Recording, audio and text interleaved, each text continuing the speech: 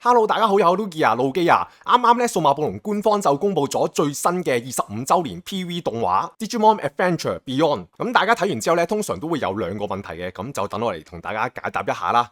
第一個問題就係呢一條嘅 PV 究竟係齋 PV 啊，定係劇場版啊，定係動畫呢？咁老實講，官方佢係冇特別講嘅，佢淨係話呢一條係 PV 宣傳短片啫。我個人咧就覺得佢係想擺條短片出嚟試下水溫，睇下反應點樣，之後先再決定會唔會整做劇場版嘅。因為喺條短片入面咧，一開始其實就已經見到有個新角色喺度啊，同埋太一都有問阿大和啊，乜原來你有國際車牌㗎？咁所以咧，佢哋而家應該係身處喺外國嘅。咁呢個情況下，有新角色又有新嘅故事背景，我覺得冇理由淨係得條短片啊，點都會有一個劇本喺度嘅。問題就係佢會唔會將呢個劇本轉做劇場版咁解啫？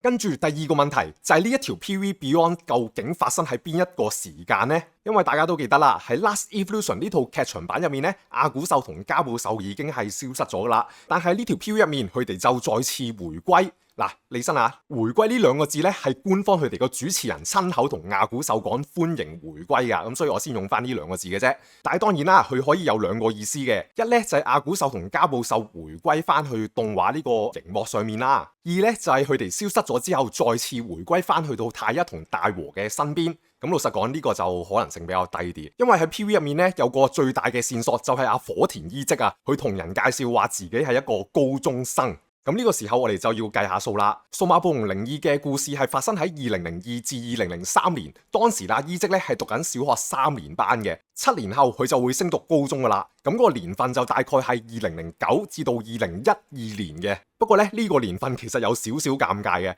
因為官方公布嘅時間軸上面，我哋見到 Last Evolution 係發生喺2010年，正正咧就係發生喺伊織讀緊高中嘅時候啊。而太一同大和大概就係讀緊大學嘅3年班啊，或者係4年班啊，或者係啱啱畢業咗1年嘅。哇，其實真係同 Last Evolution 結咗啦，係完全重疊咗啲時間線。但係點解我會覺得 Beyond 係發生喺 Last Evolution 之前呢？咁係因為 Last Evolution 最後 ending 嘅時候呢，見到太一去着住西裝啦，估計佢應該係準備去面試見工嘅。跟住再睇翻 Beyond 啦，大和就叫太一，你學好啲英文啦，揾工會易啲噶。所以估計 Beyond 發生嘅時間線呢，係太一仲未揾到工啊。不過當然啦，官方佢可以話，太一去着住西裝去見工啫，佢可以見唔成噶嘛。咁如果係呢個情況呢，咁 Beyond 就有機會係 Last Evolution 之後啦。不過我就覺得個機會微啲咯。所以講到尾都係要等官方俾更加多嘅資料出嚟，先可以知道係 Last Evolution 之前啦，定係之後嘅故事啦。目前暫時都可以當係 Last Evolution 之前嘅，同埋基本上都可以肯定唔會係對 Beginning 之後噶啦。咁以上呢，就係我嘅推測同埋諗法啦。如果你有其他諗法嘅話，都歡迎喺下面留言同我哋一齊交流一下啦。咁今次呢條片咧就嚟到呢度啦，哇，好短，3分鐘啫。